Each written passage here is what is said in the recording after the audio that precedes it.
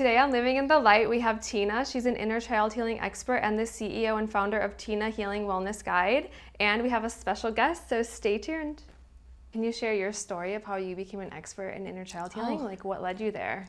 So I was engaged, and we were engaged for about 3 years, and it was like the best relationship. We had date nights every Friday, and on this particular date night, we went to sushi.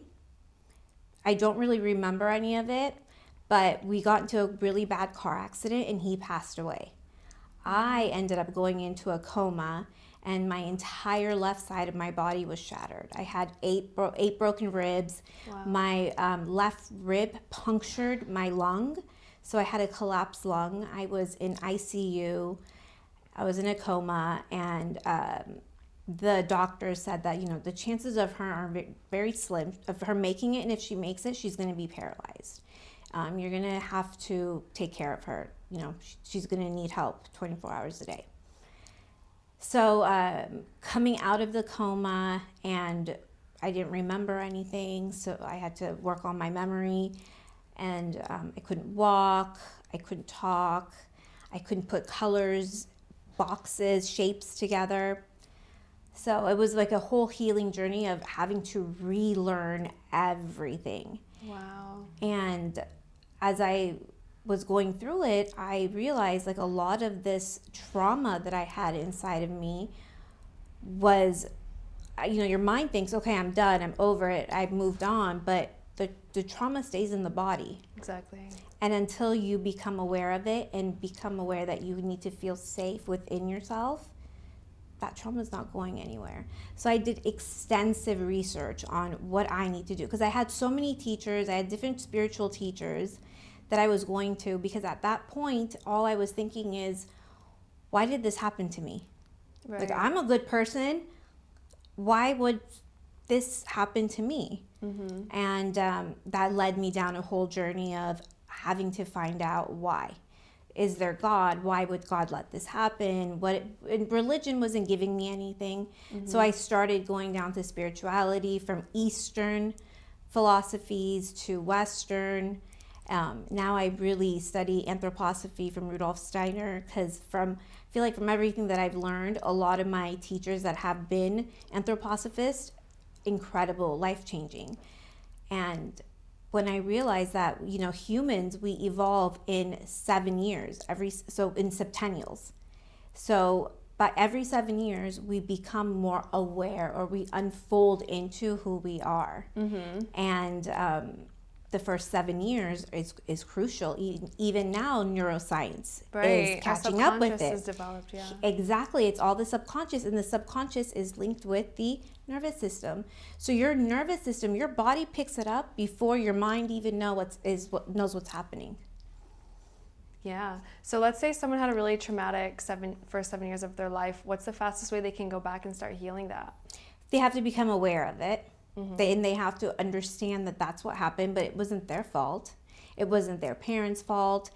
It's just the circumstance that they were in. So the first thing is we have to understand that it's nobody's fault, and then becoming aware and catching ourselves. Mm-hmm. I give a lot of different exercises, but the first thing is to become aware of the pattern that you want to get rid of. So each time I work with clients, they come in, they have, some were born in war. Mm-hmm. So, or some were born, they were kidnapped. So very traumatic childhood. But when you become aware of it and you take it back and you start going, oh wow, this body, my anxiousness is coming from, oh, this is linked to when I was a child. Okay, so then you go back to yourself and you say, we're not there anymore, because our body learned survival before it learned how to even think. Mm-hmm. So we just have to become patient and become aware of, why am I being triggered? Why am I reacting? What is this telling me about me? Mm-hmm. So during a session, do you take them back to those traumatic points and kind of like make them feel safe again as a child? Like, do they go back and meet themselves as a child and relive those like traumatic experiences? So what I take them on, when they start with me, we start wherever they are. And so it's usually with something that's currently going on in their life. So like I have a gentleman who he's a business owner, and he just wants to work, and he gets mad at everyone else for not living up to his expectations. And so as we're doing the work, he realizes, as every day as we meet, we unfold that he has to be this way because that's the only felt like he was able to be loved by showing up and going above and beyond for his parents. That's the only way he felt accepted. So now he is projecting it and expecting it from others unconsciously. Yeah. And so when I brought it to his awareness, he was like lights turned on. He's like, Yeah. I am my father. I said, People create their entire identities and their entire lives on traumatic experiences from their childhood. yes. So it's not even their personality. You're dealing with their traumanality. I call it. I'm like, okay. And so it's a huge like, oh my gosh. Yeah. So now it's like, and then they can come back and be like, they come back to themselves and go, oh wow, you're amazing. You don't have to have it this way. You're perfect just the way you are. And so when you realize that, you feel a lot safer. Yeah. And then life becomes more enjoyable and you're much more aware and you're in the moment. Whereas the average person is either in the future, okay, this is going to happen, this is going to, what if in the past I regret this? Yeah, anxiety and depression. That's all it is. Being afraid of the future, and then depression's being stuck in the past. Yes, it's like we're always going to the past with nostalgia of, oh, if we could go back to my high school days or going back to my young. No, we have to be in the middle. Like we have to look forward to the future. There's so much greatness coming. Yes, the past was great, but imagine how great past was, how incredible the future will be, or the present. You can do it now, and really bringing awareness to the present moment is what it's about, to see what's your body feeling. Exactly. I did inner child healing before, and they brought me back to like things I would like to do as a child, and like that kind of brought more happiness to myself, because I didn't even remember what I liked to do as a child. But I feel like if someone's going through like a lot of depression or like they feel disconnected from themselves, they can go back to those times when they were like really innocent and they were more connected to source, because when we're a child, that's like who we truly are. Yes. And you can remember that state. That really helps with inner child healing too. You hit it on the head, because the things that we should be doing is, what did we do as kids? And I remembered going, oh, I loved just like singing and dancing and like putting on plays, and I liked art. Yeah, me too. So, I mean, and art is one of the best ways of putting your feelings on canvas. And just one of the exercises I have with my students is, when they come to a session, we'll have a blank white canvas, and I have paint colors and balls. And so I said, make something, throw it on the paint, I can't even say it, the canvas, however way you want, and do that. And then I want you to go and paint whatever you want. Nice. And so, because a lot of the times I have them throw it because it releases the endorphins of anger. And then it makes something beautiful on the canvas. And then they can just do their art with it. And it really releases a lot of trauma that's in the body. And a lot of different somatic movements we do too, because again, the trauma is stored in the body. Exactly. So if we don't move it in certain ways, it'll just stay, and then we have backache, leg pain. I have to have surgery here. I have to have an injection here. So I always want to do it the more our body can heal itself. I mean, when you cut yourself, it heals. Right. So we can do that too. Exactly.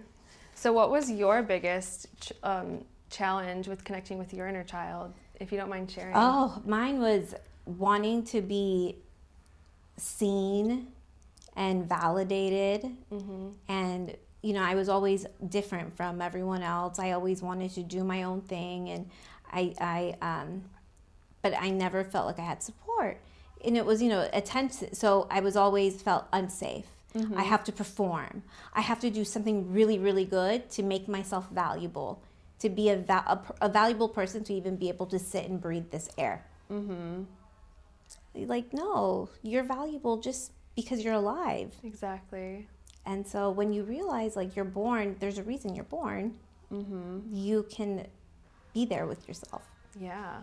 So do you feel like being in that accident was literally propelling you toward your purpose and you had no idea? Absolutely. So you're grateful that it happened. I'm so grateful because I look back, it'll be 13 years on the 17th of May. Wow. So when I look back through all of the stages, I mean, it was crying and crying, and it was brutal, but I had to go through it because now I'm so grateful for everything that I can see it from a whole different viewpoint. Exactly. That this happened for me. It didn't happen to me. It happened for me. And then I had the opportunity to have this as a jump point that I'm going to jump off and become better. Yeah. Or I can just jump down and feel sorry for myself and spiral. Yes, I always say we can choose to spiral downward or we can choose to spiral upward. Exactly. It's your choice. It's your choice because either you're going up or you're going down. And I always tell people, because your patterns, like you said, either you're going to become better and you're going to improve and go up, or it's just going to get worse and it's going to get worse. And sometimes it feels easier to downward spiral, but in the end, it's never worth it. It's always worth it to just keep pushing forward and, you know, making uncomfortable change because it's always worth it. I always say it might be a little bit uncomfortable because you don't know what you're doing. Right. But when you do it and you're doing it, you're like, this is what I was afraid of? No.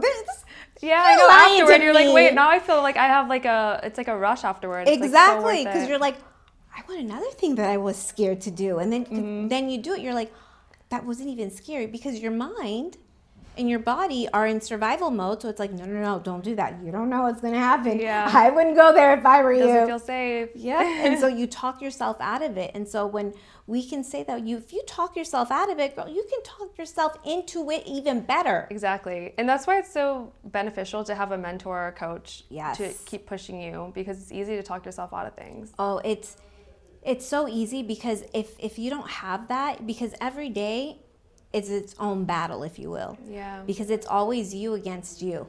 Some days you wake up, it's good, but then the days that you wake up and you're like, oh shit, that's where you have to be even harder on yourself, and you have to go, this is going to be a great day. Get up. You're going to be fine. You're going to pep talk. You're going to talk to someone, because you can't always pep talk yourself, but that's the goal. But until you become stable enough that you don't need that support, I always call myself like a little crutch. Yeah. Until you're able to walk on your own, I'm here. But I don't want to be here because I want you to learn to do it on your own. I love that. I don't want to disable you. I can help you. I can show you. But the rest, you have to do it yourself. Yeah. And then find a community that's also 100%. And that's why we have the Circle of Elevated Ladies, where we meet twice a month. And it's really just to have that support and to see that we're all the same. No matter what you do, you're a mom, you work, you're just, it doesn't matter. We all have the same struggles, but in different viewpoints. Exactly. Tell me more about the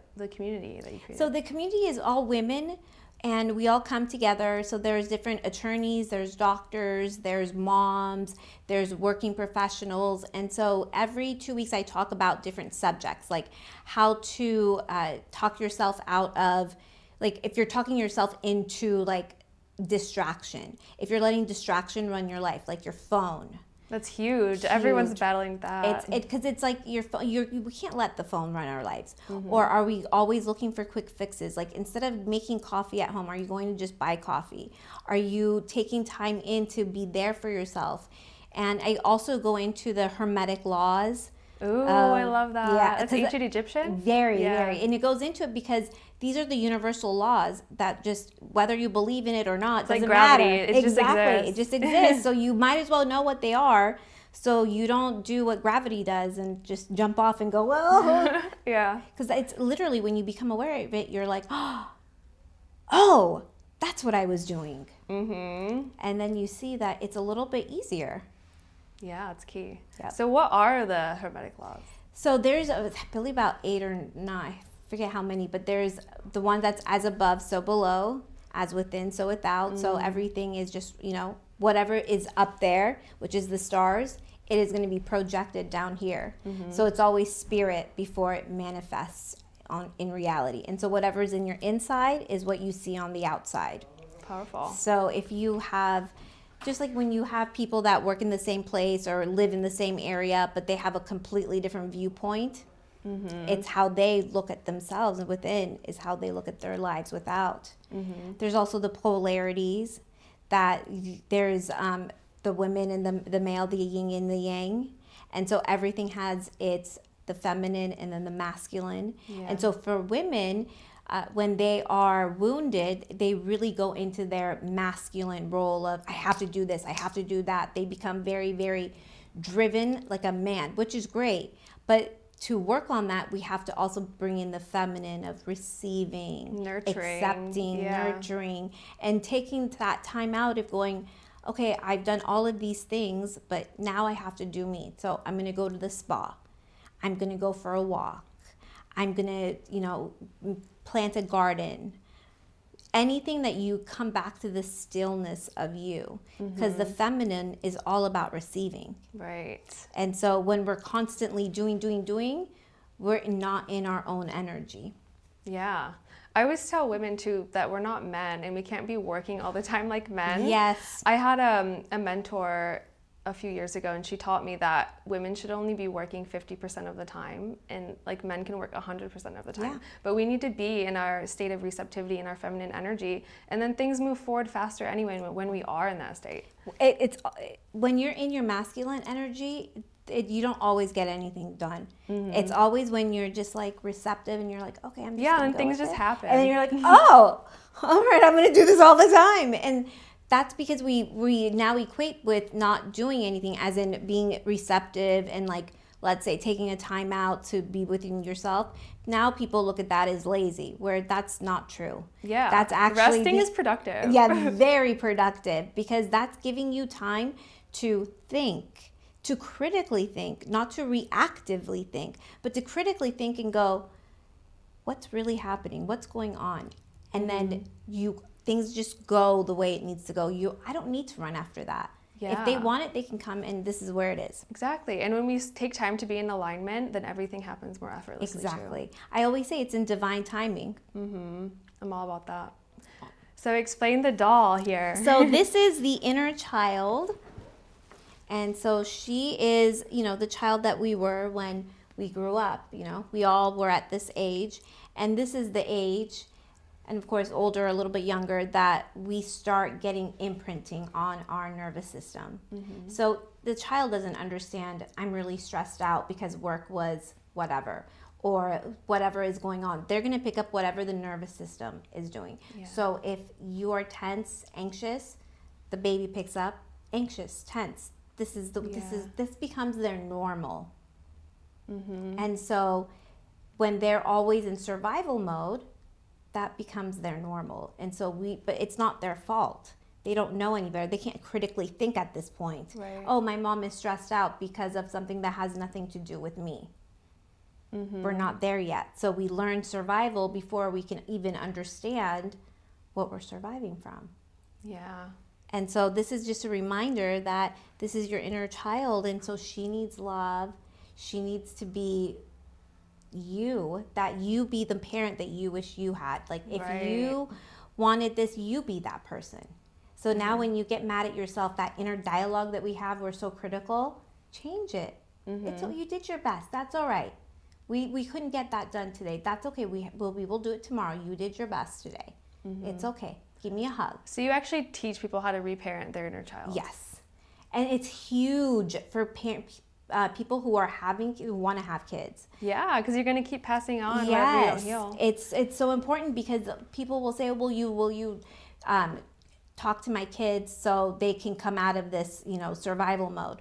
No, I will definitely not do that, because everything I teach this child, you're going to negate it with the backwards upbringing and nervous system.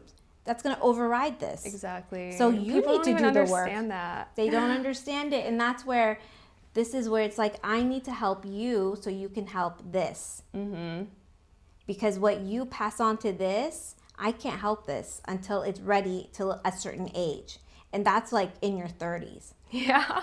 You know, and It's a long time. It's a long time. So you better nip it now because you don't want to pass it on. Oh, well, I'm not passing anything on. I had a great upbringing. I'm sure People you did. lie to themselves or they don't even see it. That's the thing. They don't see it. And even if you think you had a great upbringing, there is nobody that has the most perfect nervous system. Yeah. It just isn't. And so you might not have as much trauma or damage, which is great. So why don't you heal it now instead of passing it on? Because when you pass it on, it gets worse. Yeah.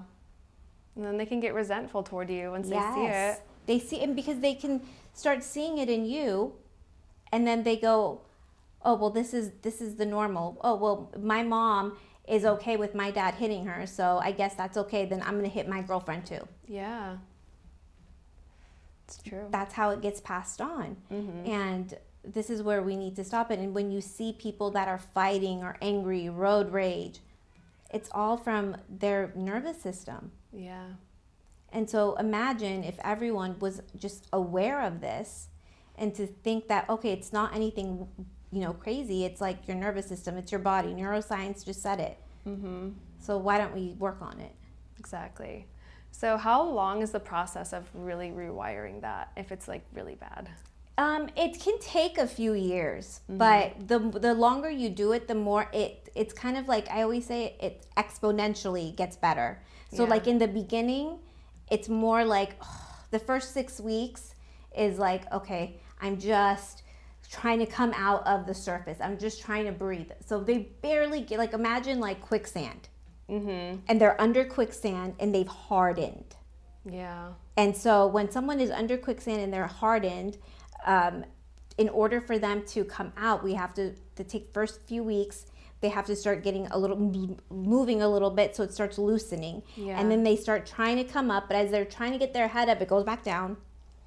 And it goes like this until then parts of them will be able to come out because we unfold in different areas. So they might be really good with like the money part of it. And so it starts growing really, really well. But they're still stuck in that quicksand in their relationship aspects. Like they keep dating people that cheat on them, or they constantly cheat, or they can't find someone that takes care, all of these different areas of our lives. Yeah. So until all of you is out, you're still down here. But as you start working on it, it's like planting seeds.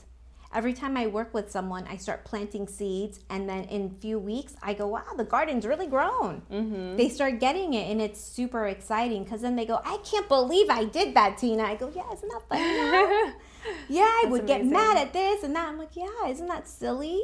It's not even their fault. I know, I was mad at myself. I said, exactly. Every time we're mad at someone else, it's really, I'm mad at me. It's a mirror. It's a big time mirror. Yeah. Because you get mad because you're like, why did I abandon myself? And then you get mad at them for you abandoning yourself. Exactly. Until you go, I abandoned it.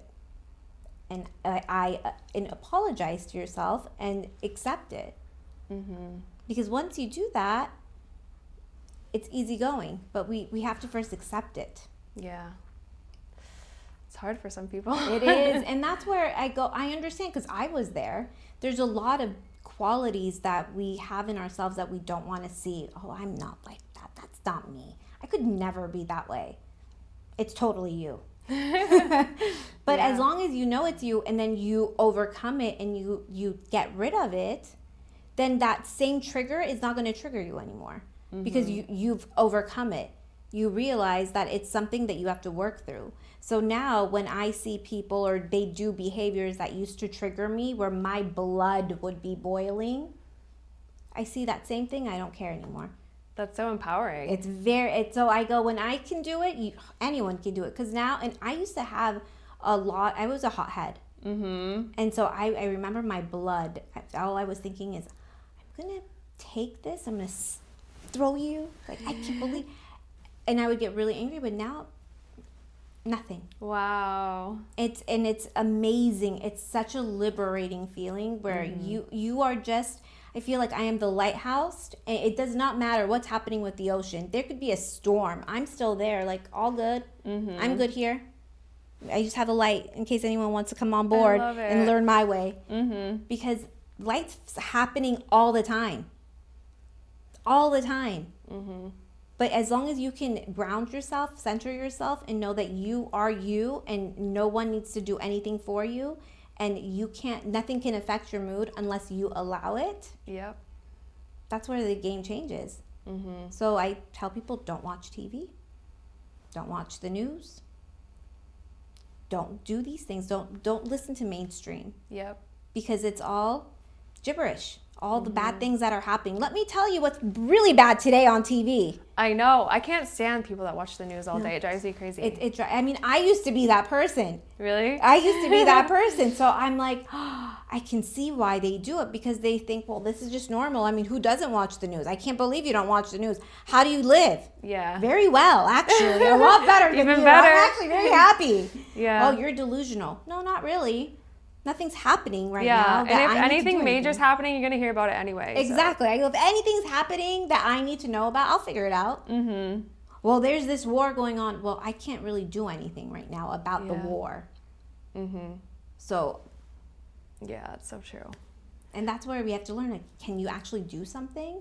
If you can't do anything about it, then why are you investing your time and energy into throwing a shit fit because you can't do anything about it? And it's like this. Yeah. The more energy you give it, the more you're allowing it to happen. Right. And that's disempowering. It's Very like, it's an energy leak. It is. And that's where we have to go, no.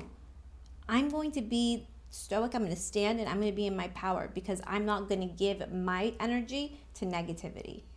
Exactly. I love that. So do you have any daily practices that you do to stay empowered? Oh, I have so many. I do a lot of deep breathing and a lot of breath work.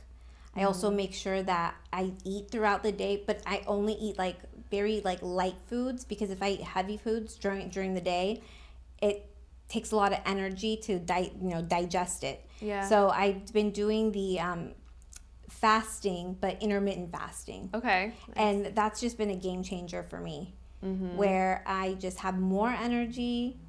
I don't need to do anything outside of it, where I thought, I needed to eat. Oh, no, you don't need to eat that much. Mm-hmm.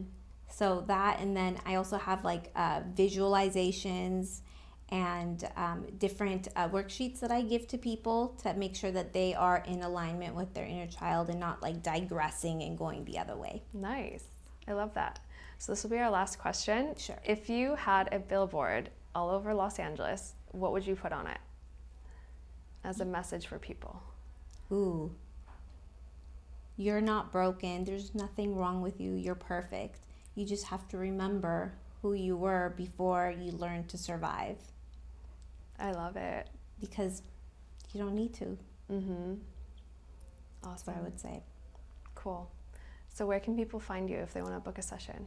I'm on Instagram and I'm on Talkspresso. So that link is also on Instagram. You can click it and then you can book a complimentary 30-minute session with me. We can see what you need. You might not need actual coaching. You might need to do workshops. You might do the exercises. You might do the circle. I recommend the circle to everyone who likes to have a community, a bunch of women who are like-minded, wanting to thrive, wanting to support each other. So they can book me through that. Amazing. And do you do circles in Los Angeles, or it's only Orange County? So the circles are virtual, Oh, cool. and I have been doing them in person. So right now I do them in person at my office in Newport Beach, but they're virtual. So as I get more and more clients, I'm going to have one in every location. So I'll have an Orange County circle, an LA circle.